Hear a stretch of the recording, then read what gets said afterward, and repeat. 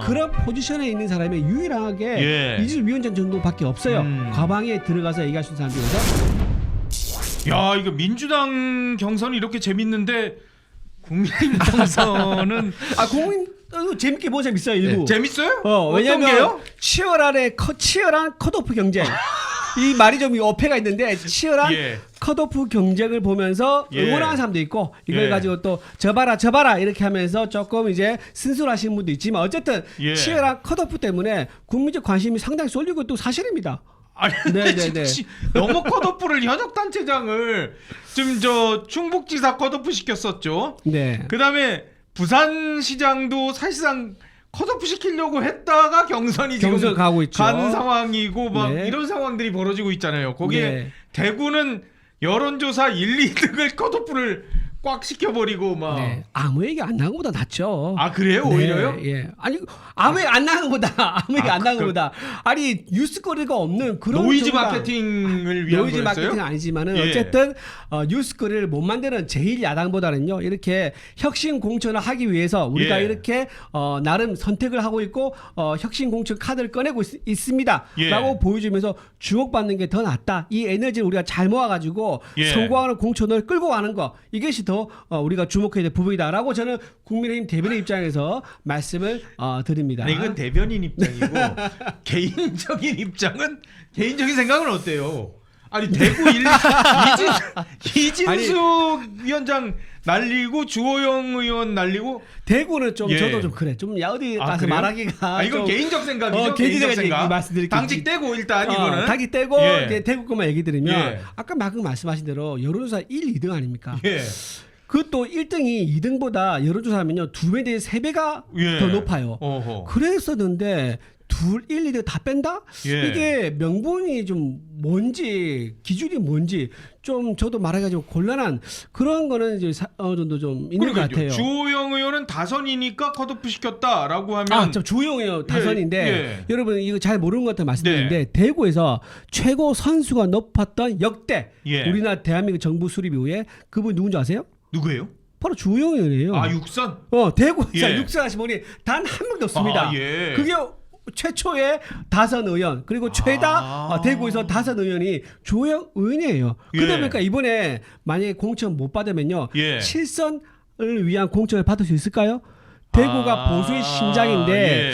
대구가 험지다라고 하면 사실 7선 8선 해도 우리 한 선 가져오니까 그거는 항상 응원해야 되는 거죠. 항상 당 응원해야 되지 입장에서. 않습니까? 근데 예, 원래 예. 공천 받으면 예. 당선되는 곳이기 때문에 7번째 공천 주기가 굉장히 어렵단 말이에요. 예. 그러니까 주호영 입장에서는 어. 내가 더 이상 정치 이력을 대구 국회의원 쌓기 어려우니까는 예. 여기서 경로를 바꾸자. 어. 대구 시장으로 가야지만 내가 예. 정치 여력을 더 인생을 더 길게 가져갈 수 있다. 대구 예. 시장 하고 나서 또 대구 시장 재선할 수도 있잖아요. 예, 그렇죠. 이제 그런 계산을 하고 있다는 것이 어허. 대구 시민들의 이제 생각인 거고 예. 다수의 생각이기 때문에 그런 의도를 알면에도 불구하고 예. 주호영 의원한테 대구시장 공천을 준다 그러면 우리 국민의힘 개혁 공천은 물 건너갔다.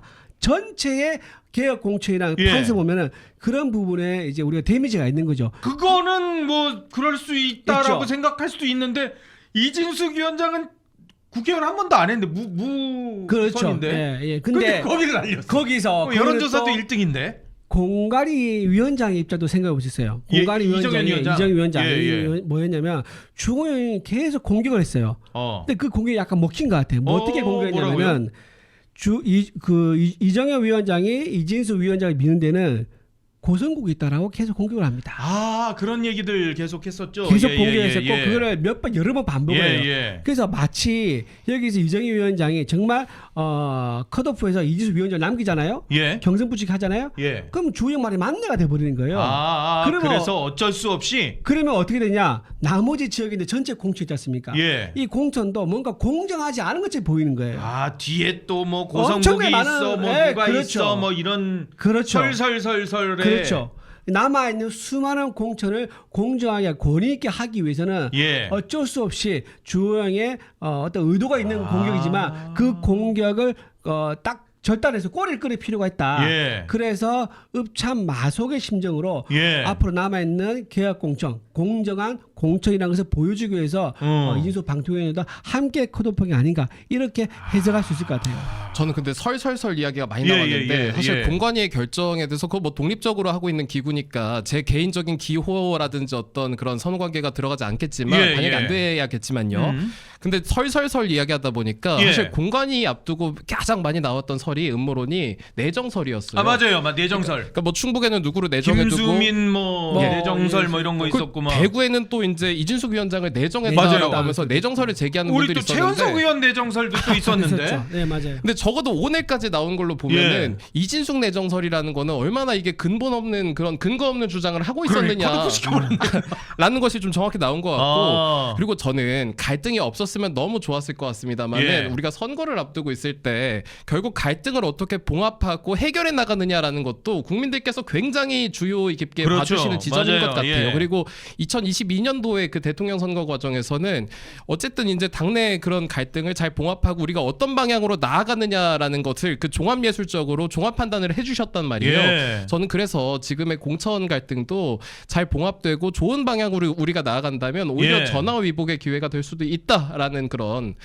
희망을 좀 갖고 있습니다. 근데 지금 저 대구시장 선거 전에 이제 컷오프 2명 됐으니까 나머지 분들이 이제 뭐 추경호 의원이라든가 윤재혁 의원, 유영아 의원 그리고 최은석 의원 요 분들이 현역이고 나머지 두 분이 이제 전직 의원인데 여론조사상으로 본다면은 현직 의원분들이 조금 더 비중 있게 앞서고 있는 상황들이 돼서 이 현역 의원 가운데 한 분이 될 경우에 후보가 그럼 이게 대구에서 재보궐이 또 나오잖아요. 그렇죠.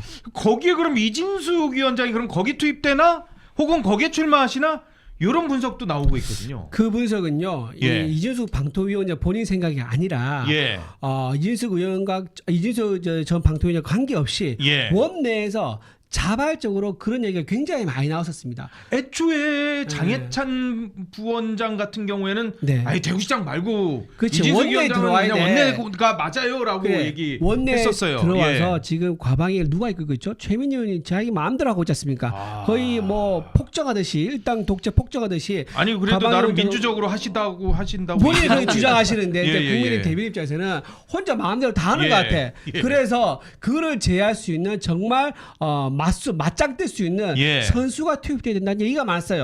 그러다 보니까는 그 맞짱 떠가지고 대통령한테 맞짱 떠가지고 싸운 선수가 누굽니까? 바로 이제 이진숙 방통위원장이죠. 그때 대통령이 주도하는 이제 국무회의 때 나가가지고 발언했더니 발언 제지를 당합니다. 그리고 그다음에 오지 마라 그러잖아요. 그런데 나중에 유튜브에서 한마디 한 거 가지고 어떻게 했죠? 명절 직전에 수갑차요. 자, 수갑차 가지고 전 국민에게 야 이재명 대통령에게 맞짱 뜨다가 수갑찬 지도자, 수갑찬 정치인 이제 이런 얘기를 듣기 시작한 거예요. 그러면서 그런 포지션에 있는 사람이 유일하게 이진숙 위원장 정도밖에 없어요. 과방에 들어가서 얘기할 수 있는 사람 중에서. 그러니까는 저런 사람을 대구에 행정가로 남겨두기보다는 끌어올려가지고 과방에 최민희를 제어할 수 있는 우리의 비장의 카드로 써야 된다. 속된 말로 로버트 태권브이 차출 이렇게 말할 수 있다라고 저는 말씀드립니다. 어떻게 보세요?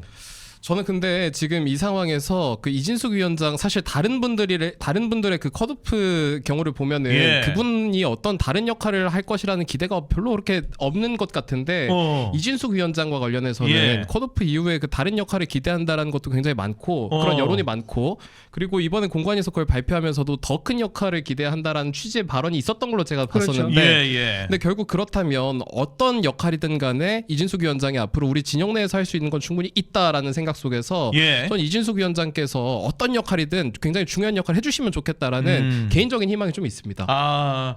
본인은 아마 컷오프 당하셨으니까 지금 굉장히 뭐 충격에 휩싸여 있으시고 좀 숙고를 하시겠다라는 얘기가 나오고 있습니다만은 여러 가지 또 이 주변에서는 좀 선당후사를 좀 해주셨으면 하는 또 얘기도 있다라는 거예요. 이 상황은 좀 지켜봐야 되겠네요, 우리가.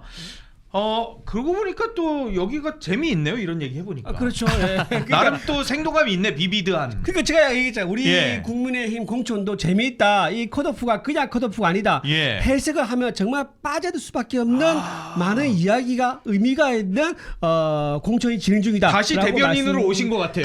예, 말씀드립니다. 개인 이준으로 해서 이제 네네. 대변인 이준으로 오신 것 같아요. 다시. 네. 그래 부산도 마찬가지예요. 예, 부산이요. 부산도 지금 컷오프 하다가 결국 경선을 갔지 않습니까? 예. 이 경선 누가 될 것 같으세요? 현역이 좀 유리하지 않을까요? 저는 개인적으로 그냥 모르겠어요. 그런데 또 주진우 의원이 또 전투력이 세니까. 근데 제가 감히 말씀드리는데 이 승부는 정말 팽팽할 거예요. 누가 이길지 알 수 없는 그런 경선이 될 거다 그래요? 말씀드리는데 왜냐면요. 예. 주진우 의원이 지금 이번 경선 주자로 올라선 거는요. 예. 선명해서 투쟁성이 있어서 올라온 거예요. 어어. 본인이 이재명 정권에서 가장 많이 싸웠던 국민의 국회의원 1호로 1등으로 꼽혔습니다. 1등. 예. SNS 이제 데이터 어마어마하죠. 예. 그 우리 최은민 기자가 열심히 맞아. 최은민 박수영 의원이 약간 억울해. 2등인데 내가 2등은 주목 잘 못 받고 있어. 그러고 보니까 다 부산이네. 근데 그렇죠. 부산이 투쟁성도 좋고 또 이게 그러네. 부산 바다 사나이들이 또 시원합니다. 예. 깡다구도 있고요. 이준호 대변인님도 부산 남자 아닙니까? 나도 부산 아이가 친구야 나 부산 아이가. 부산이시구나. 부산입니다. 부산을 그래서 잘 아시겠군요. 제가 제일 좋아하는 음식이 부산 돼지국밥입니다. 자, 어쨌든 다시 폰에 돌아가면은 자 박형준 이제 시장 이번에 3선 이제 도전한 거거든요. 이것 때문에 이제 그 팽팽하다는 거예요. 무슨 말이냐? 부산에 있는 다른 부산에 있는 국회의원들도 부산시장 꿈을 다 가지고 있습니다. 그렇죠, 맞아요. 자, 박형준 시장 이번에 3선 나오지 않습니까? 그러면 더 이상 못 나와요. 그러면 자기 차례가 될 수 있겠구나라고 다 기대감을 가질 수가 있는 거예요. 자, 그런데 만약에 주진우 의원이 이번에 나왔다. 그럼 주진우 이번에 부산시장 처음 되고 나면 재선 3선을 하려고 할 거 아닙니까? 그렇죠. 그러면 부산의원들 입장에서는 너무 오래 기다려야 되는 거야. 그렇기 때문에 빨리 부산시장에 도전할 수 있는 박형준 시장이 나와서 3선하고 끝내면 좋겠다라는 기대감이 있기 때문에 박형준 시장에는요. 부산 의원들의 조직표가 상당히 달라붙을 거예요. 조직표. 그렇죠. 그리고 주진우 의원은 아까 말한 선명성과 투쟁성 때문에 부산 시민 전체에 지금 인기가 많습니다. 그래서 일반 여론조사를 하면 주진우 의원이 박형준보다 높아요. 주진우 실제로 부산에서 그렇습니다. 높게 나옵니다. 그래요? 그런데 아까 제가 방금 말씀드린 대로 경선하게 되면 숨어있는 의원들의 조직표가 있기 때문에 이 격차가 좁혀져가지고 정말 어려운 아주 막상막하에 깽김 한 장 차이에 그런 승부가 날 수 있다고 제가 근데 설명드립니다. 여론조사가 있었나 보죠? 양자 대결이. 부산에 있습니다. 부산에 있었습니다. 그래요? 부산에 지역 언론이다 보니까 중앙에 이제 보도가 안 됐고 서울시장하고 대구 너무 주목 많이 받아가지고 보도가 안 됐는데 부산에서 일반 여론조사 하면은 주진우 의원이 앞장서로 나왔습니다. 네네. 부산도 또 듣고 보니까 재밌네요. 그렇죠. 이게 그러니까 어떻게 보면은 이 현역 박형준 시장을 컷오프해서 주진우 의원을 만약에 공천을 줬었으면은 민주당하고의 경쟁에서 쉽지 않은 싸움이 됐었을 건데. 그리고 이제 좀 딥하게 들어가면은 그렇게 되면 이제 그런 의미는 없겠지만 차라리 주진우가 되는 것보다는 민주당 의원이 민주당 후보가 시장이 돼가지고 한 번만 시장하고 부산시장에 도전할 수 있게 정치 공학적으로 생각하는 사람들이 일부 국민의힘에서도 있을 수 있죠. 일부. 그러니까 아주 지금 전재수 후보가 사실상 이제 기세가 등등합니다. 왜냐하면 해수부 가지고 내려왔지 않습니까? 맞아요. 그리고 본인이 지금 이재명한테 픽된 장관이었단 말이에요. 그러다 보니까는 약간 그런 기대감이 있는 거예요. 지금 이재명 정권에서 전재수가 부산시장에 일 거면 뭔가 더 선물 보따리를 받아줄 수 있지 않을까? 예를 들면 산업은행 이전한 거 있잖습니까? 이게 말만 많았지 지금도 진행 안 되고 있거든요. 그렇죠.